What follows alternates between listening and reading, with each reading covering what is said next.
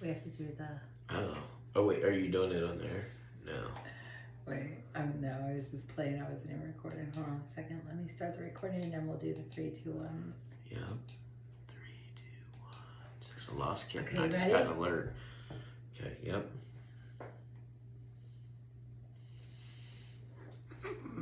Oh, I love it.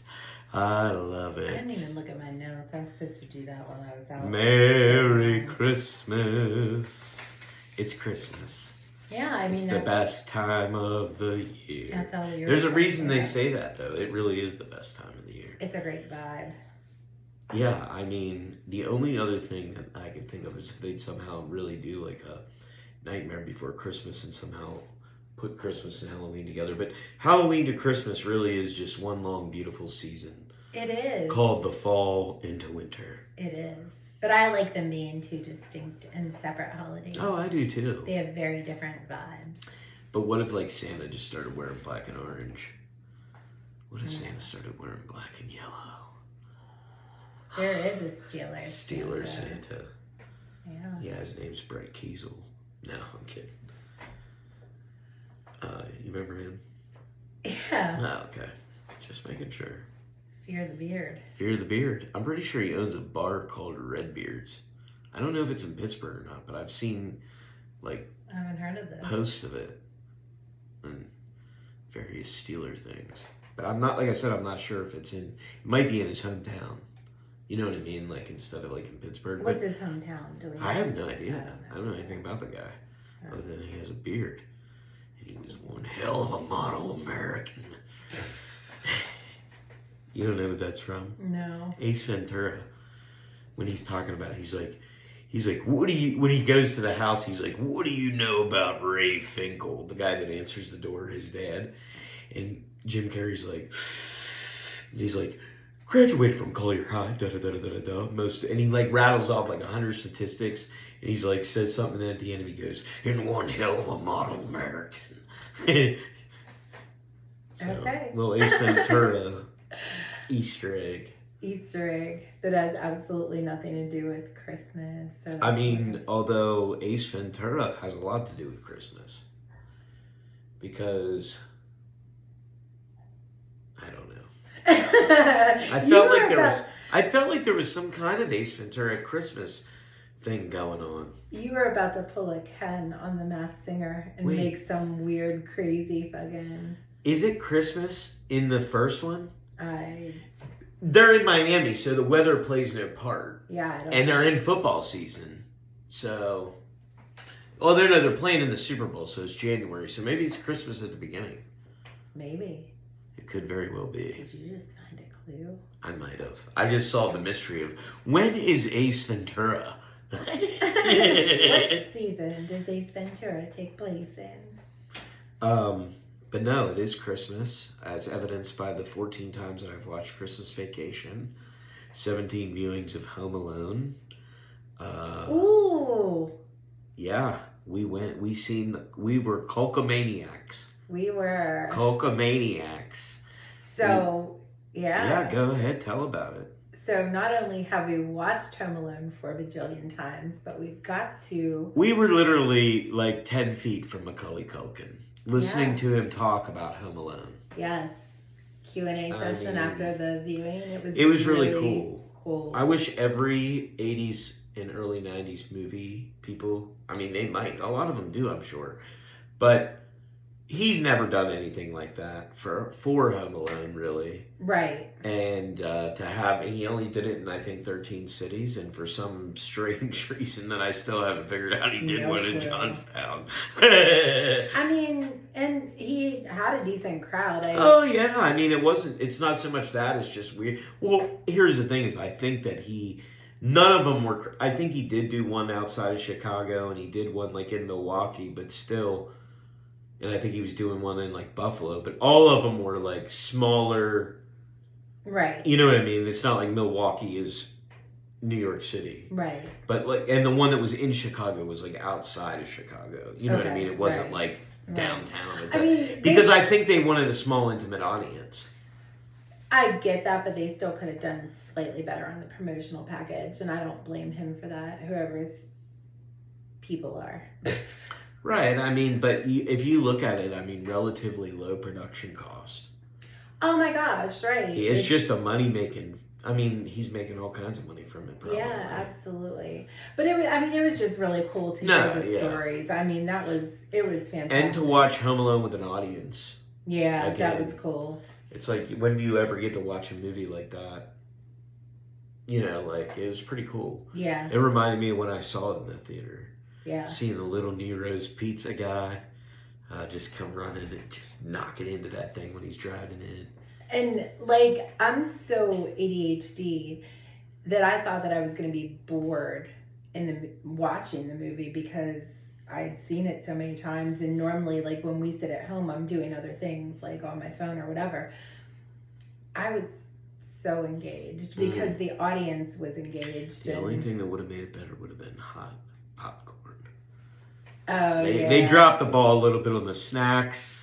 Yeah, that was venue. They didn't drop the ball. Yeah, absolutely, that was venue. So there was a venue change. Yeah. And if they would have had it at the First Summit Arena, which is where it was originally booked, the freaking snack bar there is. Right, because where they ended up having it at the college, that's not really a movie venue.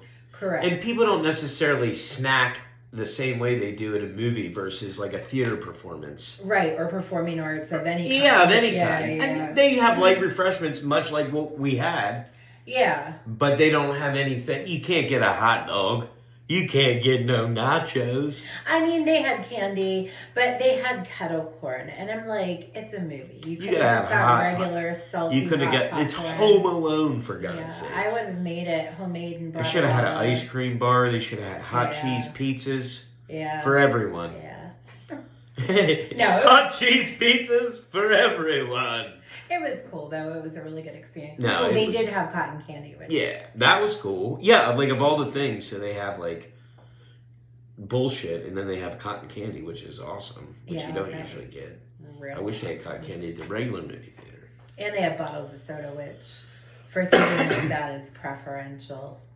I mean, I'd always rather have, unless I can just have access to like a small cup that I can refill. Like, when viewing a movie or something, actually, at a movie, I prefer water. Because it's like... Because you're eating so much other much other richness of... Yeah. You're just...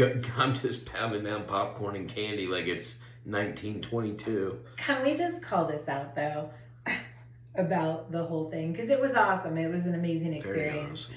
Macaulay Culkin was high as a motherfucking... Oh, yeah. He was like whack-a-looned. It was funny though, but he was still cool though. He was very much himself. Like it was, What's crazy is, I take notice to things, and he absolutely had like a super comfortable pair of moccasins on. I was watching him in the one ad that he has for whatever. He's wearing those same moccasins. Cool. So he must really like them. So it's kind of like with Dusty Slay's shoes. I noticed his too. Like he keeps the same one. Are they dudes?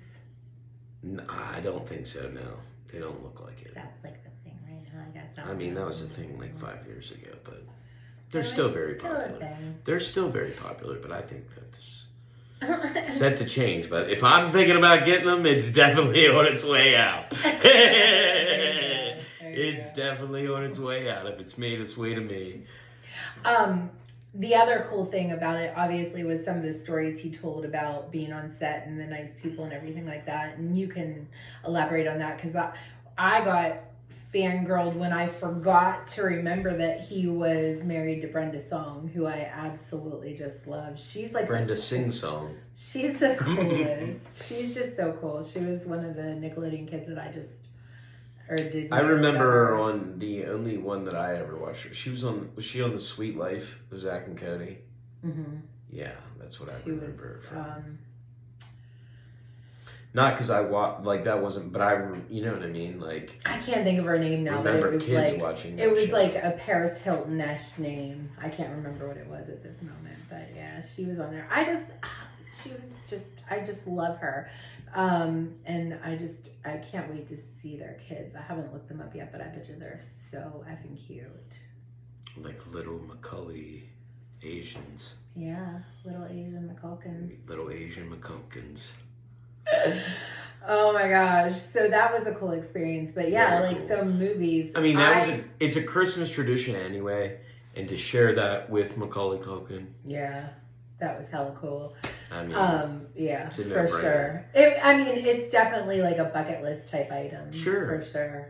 And sitting so close to him, it felt very like we were sitting like in his living room talking Yeah. to him. Oh, and he gave us the tea on a show he's going to be on. I mean, by the time this drops, everybody knows, but he's going to be on the new season of Fallout. Which I think we're going to start watching, or at least try. I looked at the.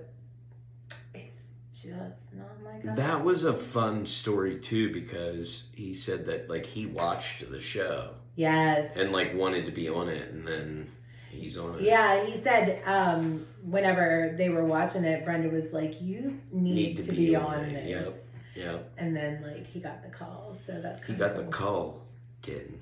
That was one of my favorite other stories that he told, though, was just how Joe Pesci Was like, look what you did, you little jerk. No, Joe Pesci tried to serve underage minor alcohol. To be fair, though, Macaulay Culkin's like a little man. He was probably And an to be adult fair, when he Joe was Pesci 7. is like an old school, like they were Italian. giving Henry Hill wine and stuff. Yes, he's an old. You know what I mean? Italian. Not that that's really It Joe wasn't, Pesci, like- but it's really him in my book. It wasn't weird in my book. Like it didn't Right. strike It was me as odd. like, well, because here's the thing that people don't ever want to talk about. Before, that's who used to introduce you to alcohol. Right. Was like an your adult was crazy like uncle. you got let to have a beer or like a half a beer Right. or whatever. They weaned you on it. Like before that's they had to wean you off of it 25 years later, later. yeah. Eased you into it and then eased you right on out of there. But my movie to kick off the holiday season always is The Family Stone. That is it's a Saturday morning right when Christmas season is getting ready to hum up, probably like the week before Thanksgiving even. I turn on Family Stone, I bawl like a little bitch. Not to be confused with Love the Coopers, also starring Diane Keaton. Yeah. Also an equally good movie. I Love the Coopers for very different reasons. Right, it's not quite the movie that Family Stone is. Family Stone's a fantastic movie. Because you have great performances by that of like Luke Wilson or Rachel McAdams. what's Claire Danes?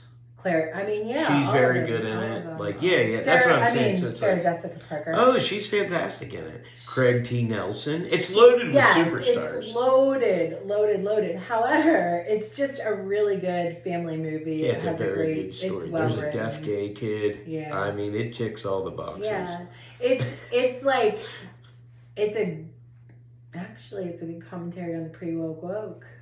To be honest with you, Yeah, a little bit. A little bit. A little bit. I mean, A little if bit. you've seen the movie, the scene I'm talking about, Sarah Jessica Parker was a fool for carrying on the conversation. However, that's what made the movie. So whatever. But Right. I mean, I get it. It does have a very. But Love the Coopers was filmed in Pittsburgh, which is one of the reasons why I absolutely love it. Plus, I love that one kid that's in it. It again packed with superstars: Marissa Tomei, Anthony Mack, John Goodman, Diane Keaton again. Oh, what's his name? Diane Keaton. Timothy Chalamet. Diane Keaton. Timothy Chalamet when he was a child. Is he? That's Oh, Ed he's the Helms' young. son. Yeah, Ed Helms. Yeah. What's his wife?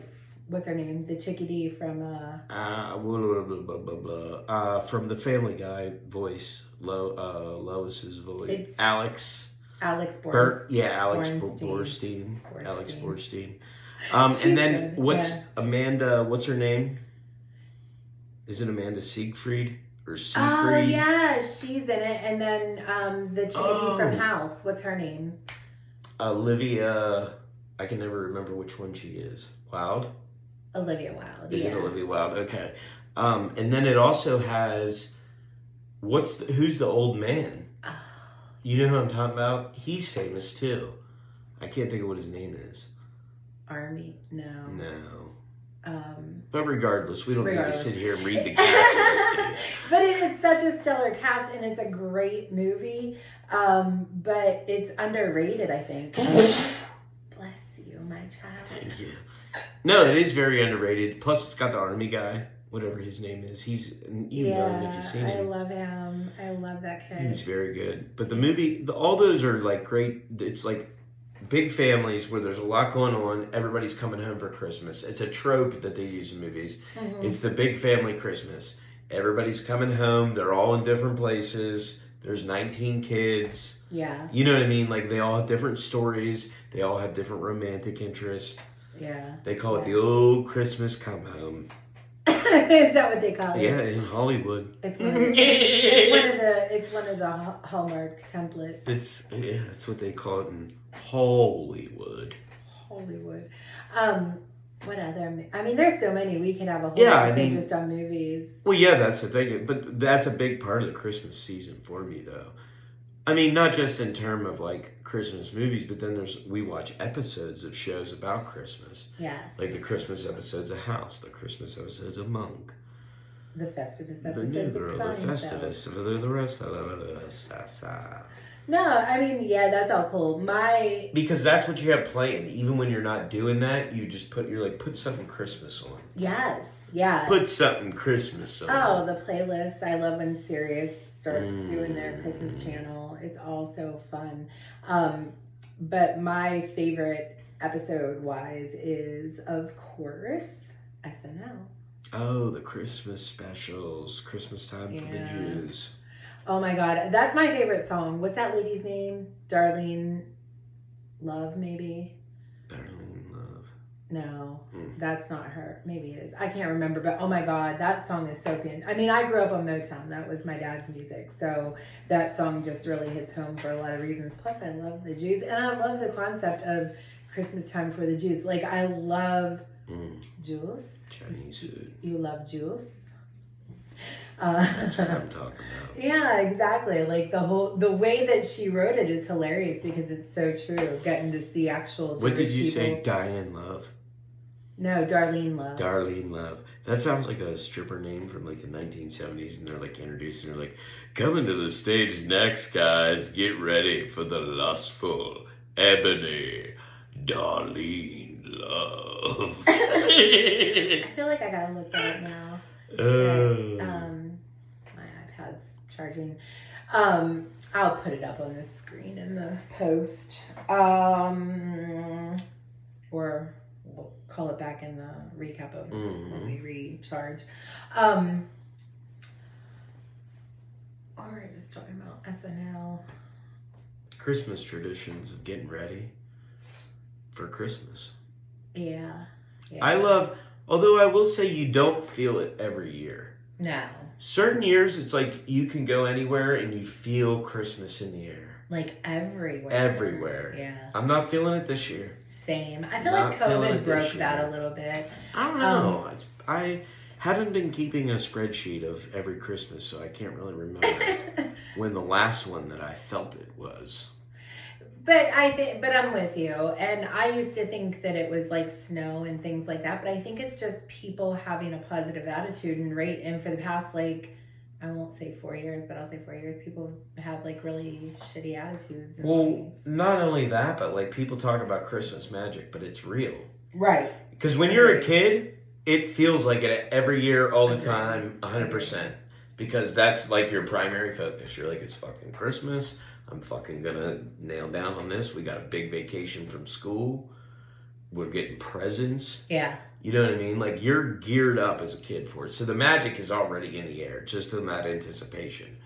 As an adult, you have none of that to look forward to. Right. And like our kids are grown and there's no grandkids. So it's like, and like there's a generational gap right now where I don't know, it feels like there's not a lot of kids in our circle for some reason. So. And and I mean too, a lot of it has to do with weather. Yeah. I mean. When it's like, it's got to be like the right temp. Well, that's so. I also think that there's not as many people putting up Christmas lights, at least around here. Yeah, I would agree with that too. It's like the bees. We do have a really cute, It's like the bees. we have a cute block by our house and a really cute old time home. Oh yeah, Village Street's beautiful. Yeah, They do it up every year. It's very nice. It's the nicest thing in Moxham. Yeah, it really is. I mean, it really. I mean, it's not even close. Of nice things they do in Moxham, it's not even Village close. Street is the nicest, and the Moxham House or whatever. The Russell House. The Russell House. Yeah, where they do the wagon rides and stuff. It felt like Central Park down there the other day. Yeah, he sent me a picture, and he was Clydesdales. horse and buggy. Clunk, clunk, clunk, clunk, clunk. Oh my gosh, I love I was it. pissed the whole way. I was like, Jesus fucking Christ. Now this is what I got to deal with. Bad enough they're shooting. Not very often do you have shootings within 2 blocks of carriage rides. Central Park. I mean, how many shootings are in Central Park? Central Park and Johnstown, Pennsylvania. No, I'm going to look it up. I don't think there's that many shootings in Central. Stabbing? Sure. Stabbing? Sure. But shootings? Anyways. It attract too much attention. Shoot, I thought of something whenever you were talking about that. Now I can't remember what it was because you were saying about The people lights at talking Village about Street. stuff. The only thing that would make Village Street nice is if there was something there to like go to. That is Christmas. Like if there was a restaurant right there, and I know there is, but Like a restaurant. it's not open at nighttime. It's only open for like right. breakfast. It's a cafe. Yeah, it's a not cafe. restaurant. It's not a restaurant. Right. But if that could do like a Christmas theme there, Yeah. that would be fun to have a business there to do something. Let's with. just turn Moxham into a Christmas village and make it Christmas town. year-round. No, oh, that's what I was going to tell you. So, like, one of the things that I worry about moving into hotter temperatures. Mm-hmm. What does he want? To say hello. Oh my gosh. No, he wants something from you or he wouldn't be near you. But moving to warmer temperatures is not having like the Christmas weather. When we were on our team huddle at work this week, the ladies, like 40% of my team lives in Florida somewhere or in warmer weather even. And so like they're like, no, because first of all, you get to enjoy the Christmas lights when the weather's still nice. You get to enjoy caroling while the weather is still nice. And not only that, but more people put up lights and you've got the boat things with the boat lights. So you don't lose Christmas spirit when you don't have snow is what I'm hearing. Mm. Although... Try to tell our boys in South Vietnam that. No, I'm teasing. No, but then one of my girlfriends that lives in India wants to come here and experience a Christmas with snow. So. Yeah, of course, because that's the way it's supposed to be. Santa don't live in Miami. Well, Santa lives in Canada. Is that where the North Pole is? I mean, that's the only place that I feel like it's kind of like that. I feel like he's just way up there. There is a North Pole, Alaska. My friends that were on the military base lived up there. Yeah. Alaska's remote, man. It's remote. So let's get into, do you want to do the history of Christmas or do you want to do? I want to talk a little bit about the rowdies. The rowdies, okay. Yeah, remember? Christmas was filled with rowdies. Okay. And people hated it. So, hold on a second. The rowdies. Let's get into the history of Christmas, which was not originally on December 25th. That's not Jesus' birthday, despite what you heard.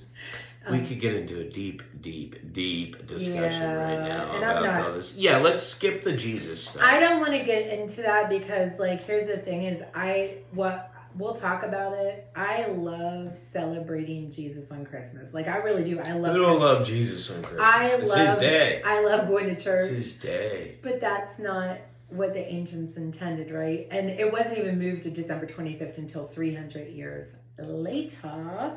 And so then obviously you've heard the stories, or maybe not because you tune them out, but it actually coincides with the Saturnalia festival. Yeah, not only Saturnalia, but lots of the Yule celebration of the North. Yes. I mean, they just basically everybody was celebrating something around this time of year anyway because of the winter solstice because of the changing of the season. Everybody like held that time of year to something, no matter where you are in ancient times. Yes. But regardless of any of that, they just took all the different things and kind of, over time, it eventually led to what was Christmas traditions. And then Christmas traditions were different everywhere else. And what we know of as like modern Christmas traditions really are that, modern. Right. Oh my gosh. Like the last 200 years modern. Yeah. Oh yeah. Everything that we know about Christmas and the way it's celebrated is most of it more modern than that. Right. Oh, way more modern. But the idea of Santa, gifts, how we celebrate Christmas now is very much the last 125. Well, I would say 200 years, because it was like 1822 was Night Before Christmas. Right. And they're saying that's 200 years ago. Right. That's the one that like changed. It was a game changer. Right. People could not. It was like movies or music nowadays. People could not wait to read this fucking poem, dude. They were psyched. People have never been so pumped about a poem in the history of humankind. They were like, you got a copy? You got a copy? Let me read it, man. And they read it, and they loved it, and they couldn't get enough of it. What are you doing? It was stuck. Oh. Why are you chastising me? Because we're communicating. I know. I was listening to you because I good. was getting ready to ask you if you know what the original title of The Night Before Christmas was. Ooh, we did talk about this in our study group. Shit. What was it? Santa's Helpers? No. A Dream of Santa. No. It's not fucking Jeopardy. The Wall. No, A Visit from St. Nick. Visit from St. Nick. Nicholas, actually. Nicholas. And do you know where it was first published? What do you mean? Like in what magazine? Or periodical? The Old Farmer's Almanac? No. What? The Troy, New York Sentinel. Oh. 12/23/1823. Oh, 1823. On this very night. On this very night, 201 years ago. Exactly. On a night much like tonight. So that was published in 1823, and then Charles Dickens' A Christmas Carol was published in 1843. And it wasn't till the early 1900s who gave the Santa the modern look? Norman Rockwell. Saturday Evening. That's where he changed, because before that he was dressed in American furs and stuff. Because of being in the Americas, he was dressed in like furs. He had like a lot of different color, but like he's the one that gave him a red coat. Was like, this is what he looks like. He made the jolly Santa that we know today. Did he? Yeah. Because I heard otherwise. What did you hear? It was one L. Frank Baum. L. Frank Baum wasn't until 30 years later. When did L. Frank Baum do that? 1910. That's probably a real close race. It is probably a real close race. But he wrote The Life and Rockwell Adventures. did it in 1906. No, I'm being serious. He wrote The Life and Adventures of Santa Claus. Santee. He was Santee, yes. Santa Claus. And he was Santa. given credit to pulling together a lot of the lore from the various stories into one little kind of... Into the legend of Santa Claus. Yes. But L. Frank Baum. Oh, and... Who told you to put a bomb on? I didn't tell you to put a bomb on. Let's put to bed the Mandela effect that everybody's trying to crop up and pop up right now. About what? The last line of "Twas the Night Before Christmas." Originally said Happy Christmas. Happy Christmas, y'all. And they changed it. They changed it. They did change it. I don't know who they are, but those motherfuckers do a lot of Same stuff. people that edit Wikipedia pages. Yeah. Yeah, exactly. So, that is our little rundown on Christmas. But you wanted to talk about... the rowdies. The rowdies. The town rowdies. No, Christmas used to be like Halloween. Nefarious. People would go nuts in the colonies. Yes. people would be going crazy, throwing shit through people's window, acting rowdy. And they said, we got to put arrest these town rowdies because the Puritans they were not happy about it. The Puritans. Yeah, the Puritans. And they were not happy about it. And they said, we got to figure out a way to control these town rowdies. So they wanted to start to push. Other groups wanted to control the chaos of Christmas. Yeah. It was wild. Wild, dude. Worse than Halloween, like what we think of how kids just misbehaving on purpose. It was wild. It was drunkards. People would come to your door, and if you didn't give them a drink, they'd throw shit through your window. Well, they said that the 12 nights of Christmas bore more debauchery than the entire rest of the year. Yeah, they did more damage to Christ's name in the 12 days of Christmas than the whole rest of the year. That's what they said. Yes. And so that's why they wanted to start to push a more quiet, family-oriented, gift-giving, commercial Christmas. Commercial Christmas. But so, like, when I was growing up, so my dad's mother was Eastern Orthodox, right? So that's where Santa comes from. Is this what you wanted? No, that's where what was his name?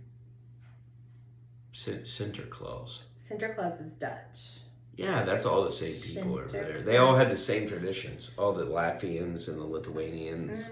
Miracle on 34th Street. She sings that song. Dun, dun, Sinterklaas. But anyway. I live in Latvia. So my dad's mother was Eastern Orthodox, but I don't think that my dad went to church with her. I don't know. Probably Lithuanian. And so, well, his grandparents were Polish-Ukrainian. That's Lithuanian. But anyways, yeah, I'm teasing. So we left our tree up until January 7th. And it was always understood that January 6th was Christmas. And some years we would get something on that day. Some years we wouldn't. It was no big deal to us because we didn't really understand. And now, as an adult, putting all the research together, it finally dawned on me and clicked that the 12 days of Christmas are from December 25th through January 6th, which is the Epiphany. Yeah, I always understood that because growing up in church, I read every bulletin because I was bored as shit. I didn't pay attention to any of that. Well, they always had at the top of the bulletin, it would always say the date, and then it would let you know. So there's liturgical seasons, and they always had the liturgical season date as well. So it would be third Sunday after Epiphany or whatever. There's different seasons, and I don't remember them all. Right. But obviously Advent, Christmas, right? You know what I mean? I remember Epiphany. I remember all that stuff because it's. But yeah. So I mean, liturgical seasons. That's fun. I didn't know I married a smart man. So when we were talking on our huddle the other day at work, our team huddle about Christmas. So I work with global partners, right? So everybody was talking about their traditions. And one of the most common themes through everybody's tradition, if you grew up in the 70s and 80s, was an orange and a coin or money of some sort. And a small ham. Is that what Santa gave you? No, but in our stockings when we were younger, we got a toothbrush, an apple, an orange, and candy. That's what we got. And a coin. But that was because I didn't realize until we talked about it that the coin symbolized wealth for the coming year, and the orange symbolized that you were never going to get scurvy ever again. So let's talk about what goes into stockings because this just brought me to a different thing. So what we used to get was we would get one small gift in your stocking, around $5, that kind of item. We did as we got to be older, yeah. And then you would get a Slim Jim, toothbrush, and then various candies and whatnot. But I mean, that was Slim Jim. You kidding me, buddy? Slim Jim and candy. I loved when I was old enough to wear makeup because then we started getting makeup and little hairspray and. Well, at Dad's, we used to get. You would get one big Slim Jim, but then you would also get a smaller pack of the little ones. The box. Like, seriously, when we go to 4 Christmases, if Scott doesn't come home with a Slim Jim, he is... Or other various types of smoked meat products. It doesn't have to be specifically a Slim Jim. Just when I was a kid, it was. I'll take jerky. I mean, let's be real. I'm not even that big of a fan of a Slim Jim. Yeah. Although I will eat them. I do like them. So... what else from that time frame, though, that I just love? I've said it before, I think, on another episode, that I think that the movie Feast of Seven Fishes captures... It's a great movie. The whole 70s, early 80s vibe of Christmas to me, like living in Western Pennsylvania and like all the things. We didn't do Feast of Seven Fishes, but it was very similar in the food prep and like everybody coming in and out of the house and hanging out and drinking and people at the bar, and then they would come back from the bar and eat a plate and then go. All of that happened. It didn't have to be fish or Italian people. That all happened right when I was growing up, and I loved it. I mean, we had cookies and stuff. We didn't really have set meals, maybe some little wieners. What, on Christmas Eve? Yeah. Oh, ours is, like... So, well, if we'd be at Dad's, we would get to open one gift on Christmas Eve. We didn't do that at Mom's, but... I don't think we were ever allowed to open gifts on Christmas Eve, even when we were a teenager. My dad gets a really big kick out of the whole surprise on Christmas morning thing. So he was very much all for that, I think. Like, here's the thing is I don't remember a lot of my childhood, so I'm just piecing together what I do remember. But I also lived with both my parents my entire life, too. So we didn't have a lot of moving around. Right. You know what I mean? Yeah. But so we always had a ham on Christmas Eve. Always had a ham on Christmas Eve. What's weird is, like I said, I don't remember any food being a part of... I mean, obviously, I'm sure we ate. But, like, for me not to remember, like, a specific... Like, it must not have been that big of a deal. I mean, ours is very, very... Now, like, on Christmas, we would always be going to Grandma's and stuff, though, so it was, you know, like, ham or whatever. But, like, at home on Christmas Eve, I don't remember anything specific. I don't know. I would have liked to have had a food tradition. I feel like it's a Western Pennsylvania thing because, like, we would do... So we would go to church. All the lights would be down low and only the Christmas lights would be glowing, right? So it had the ambiance. Gumballs. And Christmas music would be playing and people would be doing whatever, like playing cards or whatever. Adults would play cards. But the food was always the same. It was a ham with rolls if you wanted to make sandwiches, but like no sides. Wait, don't cut me off. I'm not. And then shelled, like nuts in a shell, a big bowl of those that you had to crack open yourself, a big fruit platter, and then this was like the 80s charcuterie was the Hickory Farms, the big Hickory Farms boxes. We would just cut those are the best. Yes. The spread, the cheese spread. Yes. Oh my God, I need one right now. Yes. What time is it? No, seriously. 6:14. Oh, I might be a little too late to get a Hickory Farm. I don't even know if they still have those anymore. Oh, you're goddamn right they do. No, so you guys got together like on Christmas Eve. Oh yeah, always. And see, that's the difference. Both my grandmother's, so either at my grandmother's or at my aunt's house, and at my parents' house, there'd always be a spread. So we would go visit for a little bit in the evening, then come back to my parents and hang out. And then, like, because there were so many cousins, like, some of the cousins would come, like, especially once we started getting gaming systems, then all of my mom's brothers are my age, right? So all of the teenagers would be or they were a little bit older than me. So, like, they would all be at my house playing video games and eating fucking snacks all night and not leaving until 5 o'clock in the morning. I would have loved your Christmas. Helping my mom build bikes or whatever. I would have loved them. Yeah, see, for us, Christmas Eve was always private. Not private, but like, it was just, we went to church and then we went home and we're like in bed by like 8. Well, see, that was the other thing is that I also got to experience Susie's family from the time I was like 12 until the time I was... What they do? We went to church with Susie's family on Christmas Eve. So if I was with Susie's family that year, and it was There were years where we weren't hanging out a lot, but most of the years in that time we were. And so we would go to church, and then Susie's mom always had a bunch of food at her house. Plus the church had something after church. They would have like cookies or whatever. So Now it depends on your church too. yeah. Because like we would go to Quincy, that's at 7:00.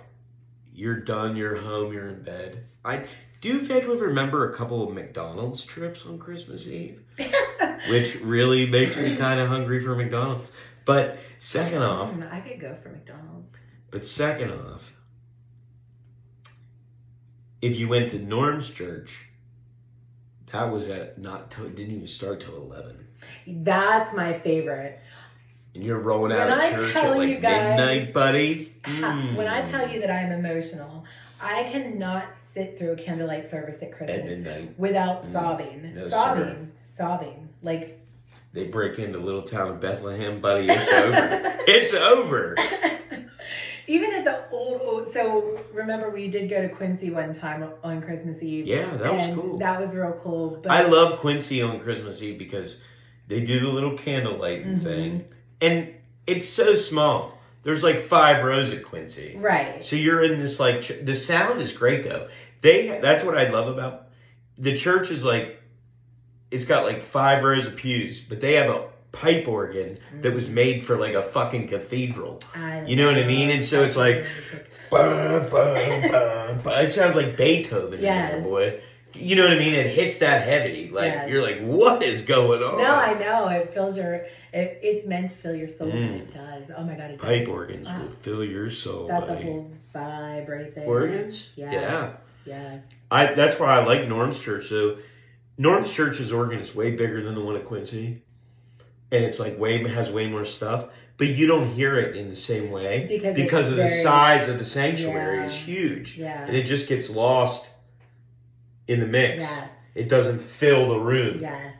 But what I looked forward to every year with the church, every single year, it didn't matter if me and Susie were hanging out or not, I was in a play, a chorus thing. What do they call those?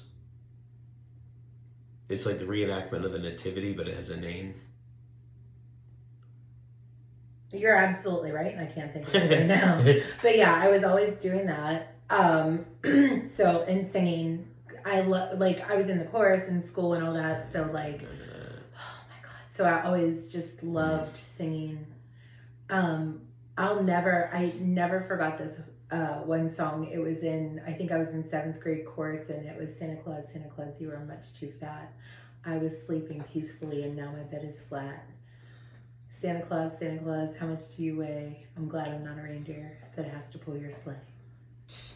That's funny. It was fun.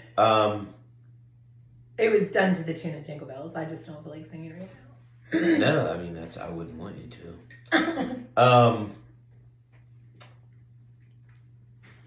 I mean, driving around and looking at Christmas lights.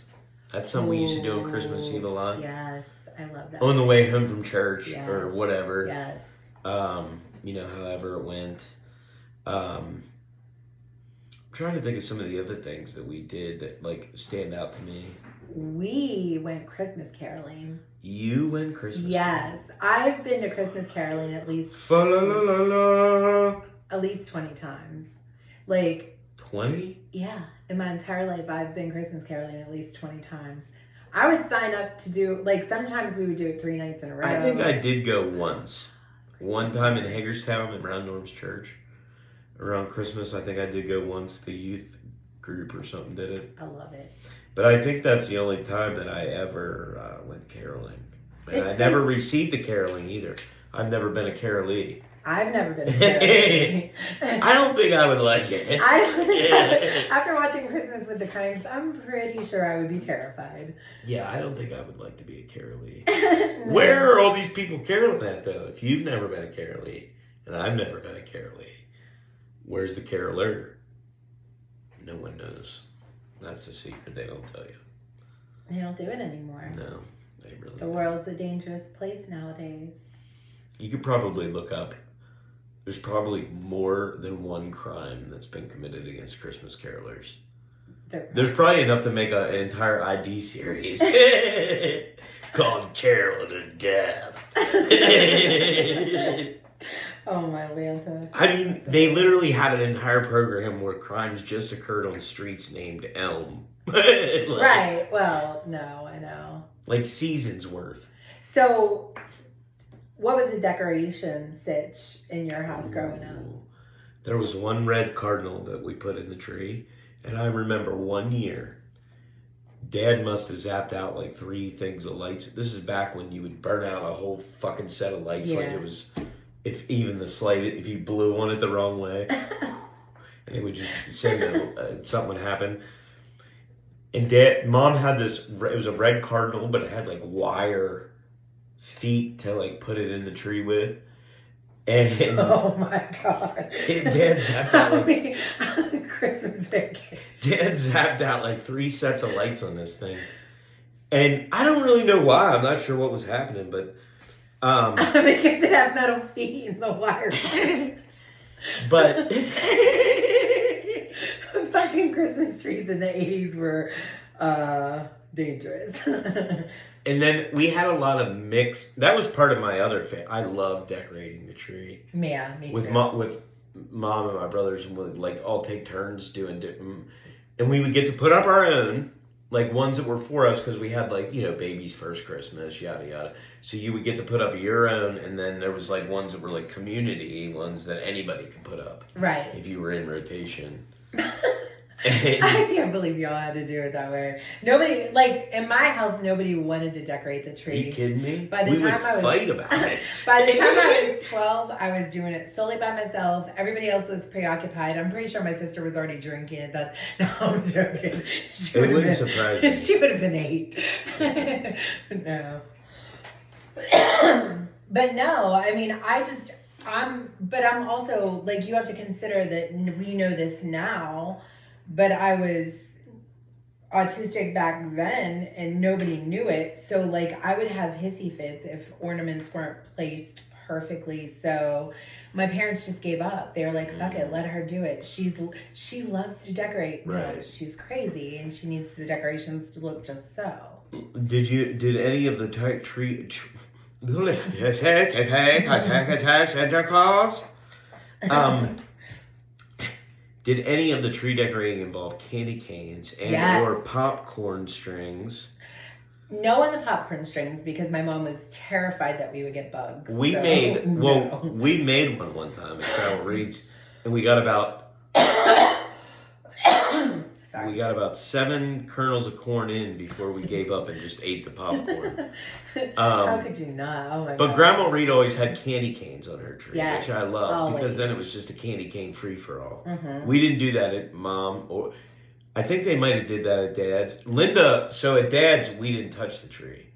Linda had very specific way of decorating the tree. She did all of that, and we were not to touch the ornaments, play with them in any way, shape, or form. And there may have been candy canes that we weren't allowed to eat on there, or maybe we ate them. I don't really remember. I couldn't tell you. See, it wasn't the free for all of the candy canes that Grandma Reed's was.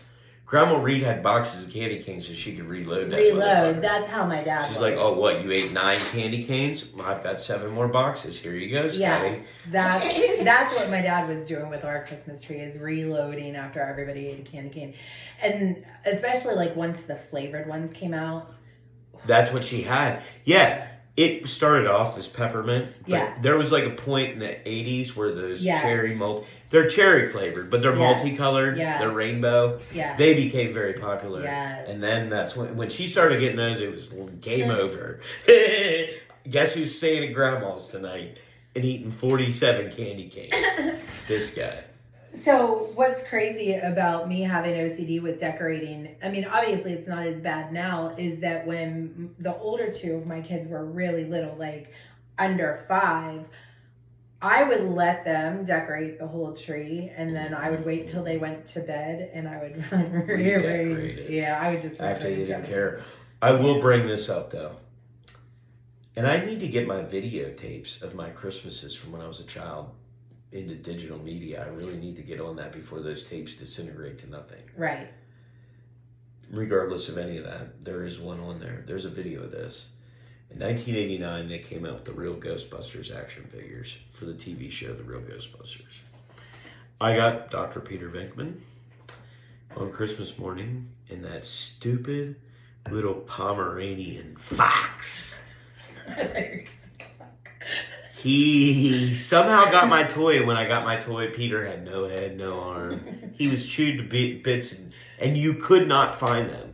Like, anymore after, you know what I mean? Like, it wasn't like you could go to the store and you could get Egon. Oh, I thought you could get Ray. Couldn't find the parts. It's like they were in his no. I meant you couldn't replace it. Oh, my God. Like the time that I once got 2 of the same Barbie for my birthday. Can we talk about this? Because we haven't talked about this on any episode yet. What, Barbies? Scott played with Barbies. Oh, yeah, I did. I played with action figures as well, and they were getting them Barbies. Boy, they were... I used to put the covers.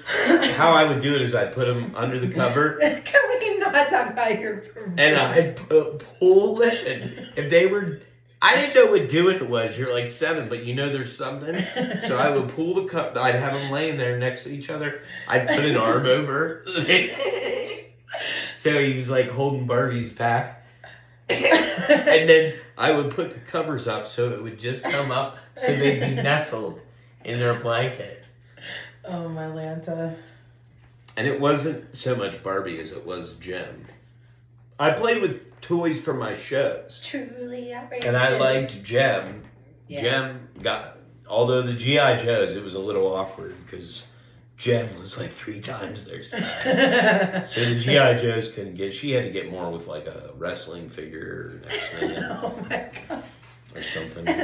Did you write storylines for them? No, but I'd play with them. Okay. She slept with the great wrestler Terry Funk one time, Jem did. Terry Funk. I had an old rubber Terry Funk doll, and he was holding his hand up like this. I was like more obsessed with fashioning my Barbies. Like, I mean, because design is like my thing or whatever. So, like, I was always like trying to see if I could sew their clothes differently or cut their hair. I was more into, they were like, I was always wrestling all my figures, so they were like part of the wrestling stories. No, they were like managers and stuff, or like whatever, or women wrestlers. I would wrestle them. And yeah, and like I said, it was more Jem than Barbie. Although I did have a few Barbies because there wasn't that many Jem characters. But one time for my birthday, I got 2 of the same one, and it was like a fucking tragedy. Oh my God! I had to go out to Ames and get a different one. Ames, I love that. I used to embarrass the shit out of my dad too, because Dad said we'd be at the store and he'd be like, "Pick anything you want." And I'd be like, "I want the Barbie pole." No, Dad, I want the Barbie pole. You don't want the G.I. Joe? No, I want the Barbie pole. That's fantastic, though. I mean, it's a great commentary because you're such an alpha male now. They do grow out of it sometimes. I mean, I'd be concerned if I didn't have wrestlers trying to fuck Barbies. No, but the Barbie pool was actually for after wrestling. I do have to say this though. Gremlins is a great Christmas movie. Ooh, yeah. And as a kid, I wanted nothing more. I mean, I had like back before books on tape, they had books on record. Do you remember that? Yeah, like I do. For mostly kids books, because it was like, you know, and I had the Gremlins like book. You know what I mean? That they wrote. It was just like they made it for kids. Wait, was the book a book before the movie? Or no, it's when they used to take movies and like yeah. It was just like a book for kids. It was like it was just a Gremlin story, but it was like in a book, a kid's book, but I had the records. It was like 4 different records, and I used to. Man, I love that, buddy. It was spooky too. I wonder if I could get that hold of them. But yeah, Gremlins was always a big Christmas thing for me too.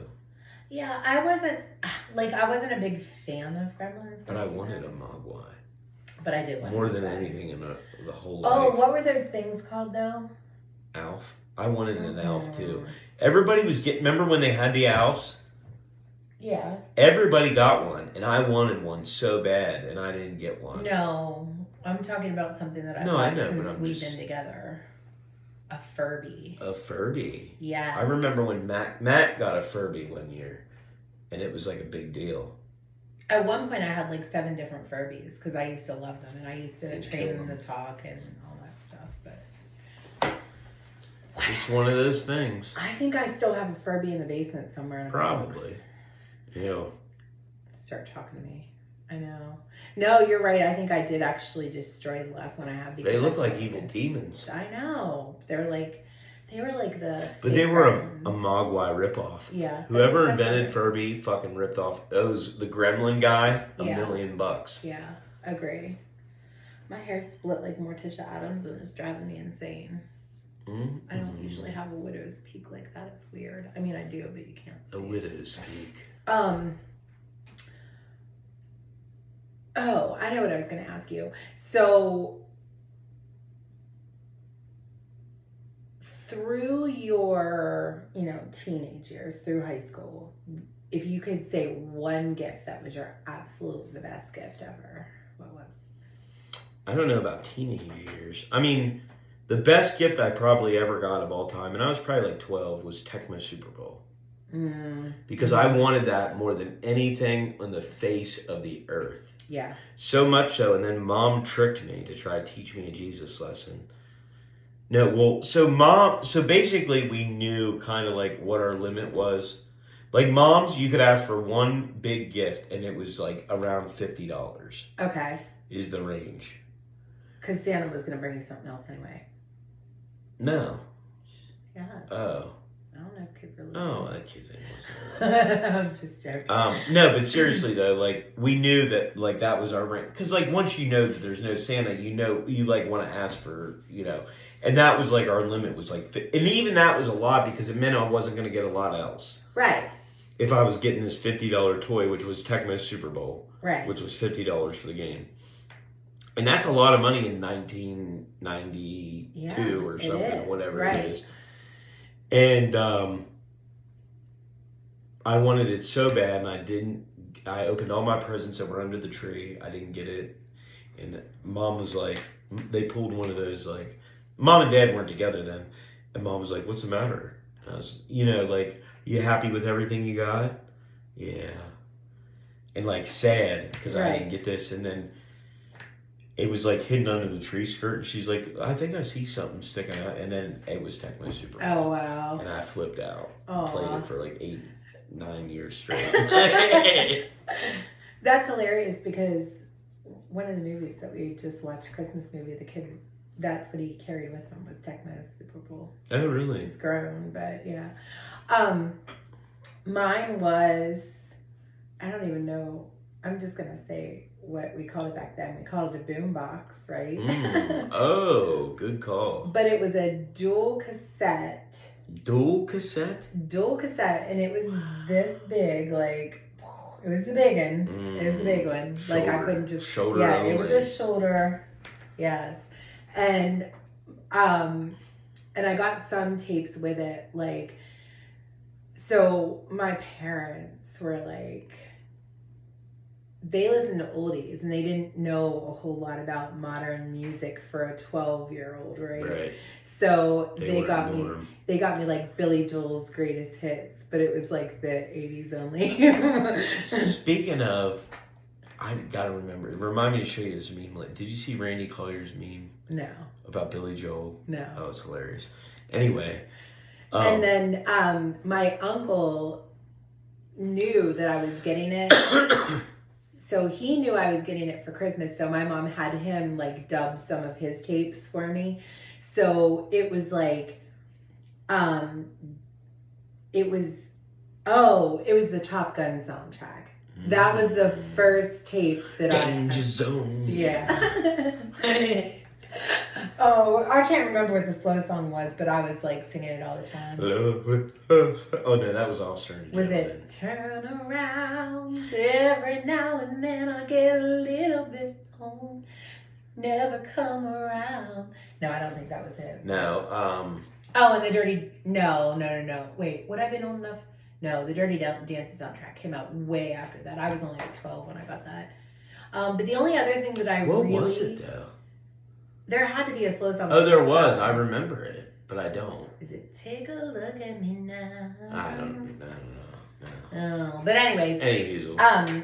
So the other gift I remember is only because it's literally the only memory ever that I have of my dad's mom. And she brought me, when I was very, very young, like 3, a doll that you like pulled the string in the back and it grew. It was terrifying, but I remember that for some reason. I remember that. So when I was about the age of like where you stop to believe in Santa, so 6, 7, something like that, 8, I don't know.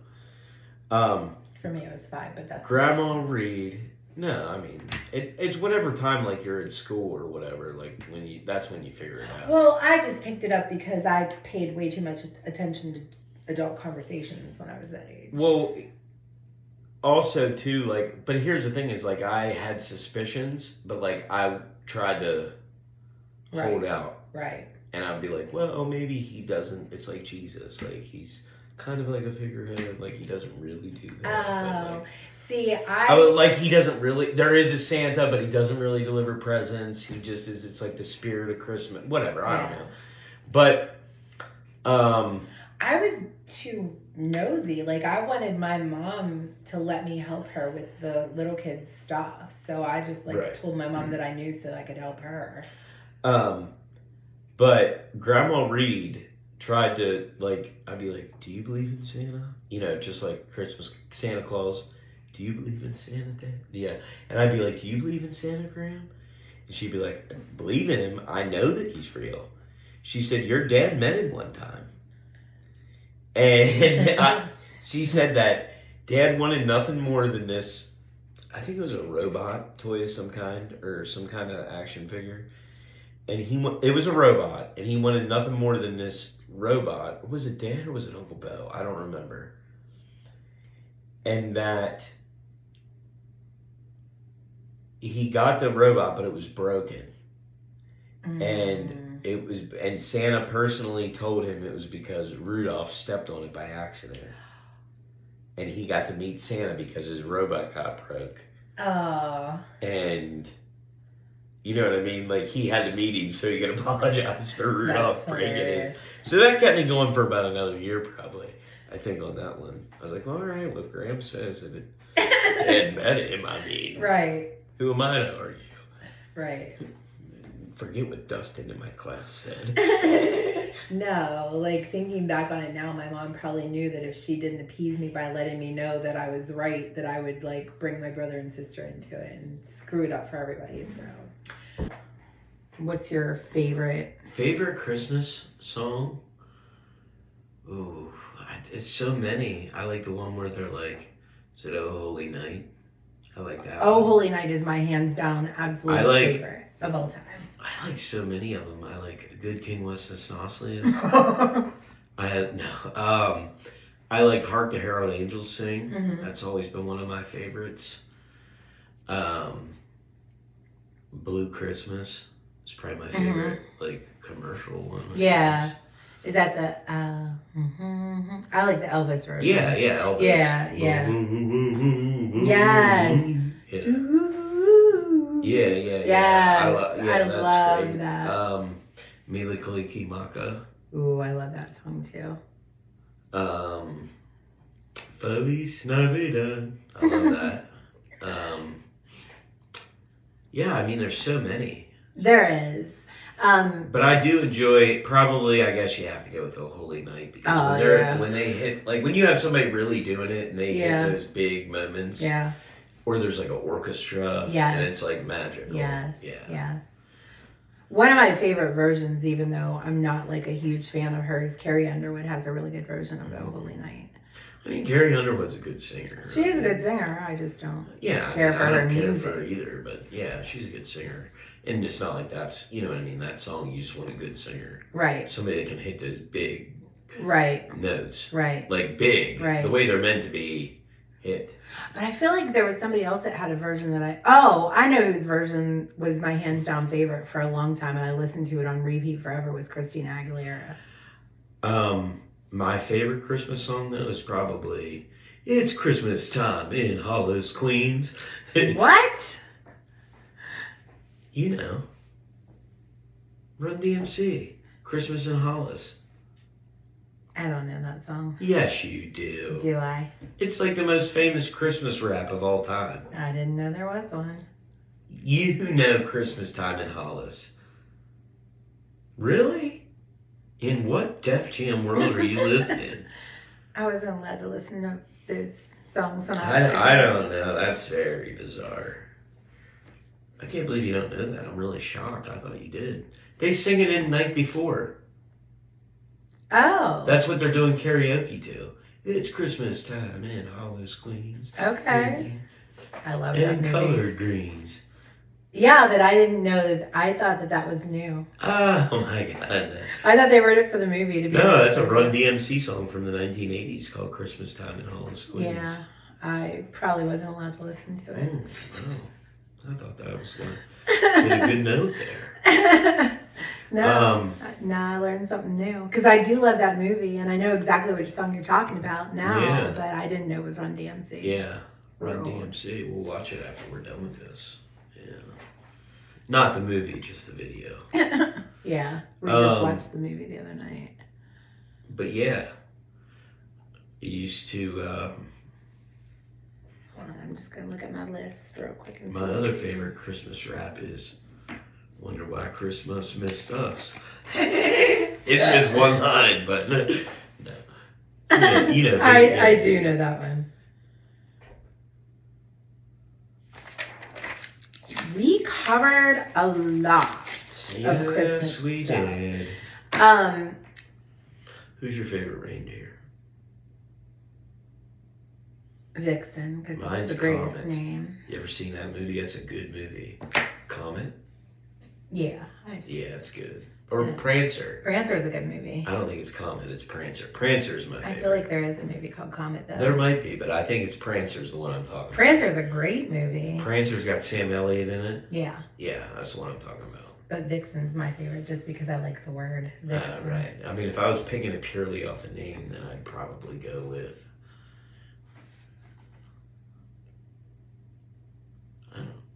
I only know like 4 of them. Blitzen. Dasher, Dancer, Prancer, Vixen, Comet, Cupid, Donner, Blitzen. What was it? Say it slow. Dasher, Dancer, Prancer, Vixen, Comet, Cupid, Donner, Blitzen. I guess Blitzen. Yeah. Because that sounds like- the second one fun to say. Blitzen. It sounds like something it sounds like a play the Steelers run on Christmas Day against the Chiefs. All right, we got the Blitzen package. Reindeer. So the other two things that I wanted to talk about before we wrap up Christmas, around Christmas, are one is, again, Waffle House Christmas. You just broke my heart. No, we used to go every year with my mom and my stepdad to Waffle House on Christmas morning. That was a big part of that was our big thing. And there's a song about it. Apparently it's a big thing in the South. People love Waffle House Christmas. Don't they? Yeah, apparently. They do. When you go on Christmas, it's always busy. Yeah. And everybody's very festive and yeah. It's a good time. I love a Waffle House Christmas. I mean, I love a Waffle House. I'm taking it. A Waffle House, put it this way. Waffle House Tuesday, Monday, Thursday, all as good as Waffle House Christmas. Absolutely. And the other thing that we didn't touch on, which is of days gone by as far as I'm concerned, is malls during Christmas time. Who didn't love a mall between Thanksgiving and Christmas? Yes. You'd have that one day as a family, it was like an outing. You're like, we're going to the mall. Yes. And it'd be like all day, and you would be eating at the food court. If you were young enough, you were seeing Santa, maybe gotten some pictures Oh, taken yeah. at Santa was Sears. always hanging. Oh, Sears. Or getting a family photo at Sears. Yes. Yeah. Those are always fun. So much fun. I remember the Sears in Hagerstown had so At the photo thing, they had like machines with candy in them. And at that one, you could stick your hand up and just pull candy out. And we did. Gumball City, baby. Gumball City. Of course you know this. Oh my God. I remember that. All right. So, we are going to wrap up our Christmas celebration with you guys. We are splitting this episode into 2 episodes, and we will be back with you on New Year's Eve to give you a rundown of everything that we've done this year and everything that's been going on in the world this year. So we will see you in a week, not 2 weeks this time. Mm-hmm. Yeah. And now it's time for Scott's thoughts. And here at Christmas time at Gilded Trash, we like to think about the little guy. So this is called Compliments from the Garbage Man. Christmas comes and Christmas goes, with summer rain and winter snows. The garbage man who always goes, fighting mankind's every foe. He's poor and humble and knows no wealth, but is ever guarding the public health. He works in cheer, drinks lots of beer, of the deadly germ that is always near. So don't forget him when Christmas comes, to help him make his loved ones dear, with just a little Christmas cheer. So put something out for the garbage man.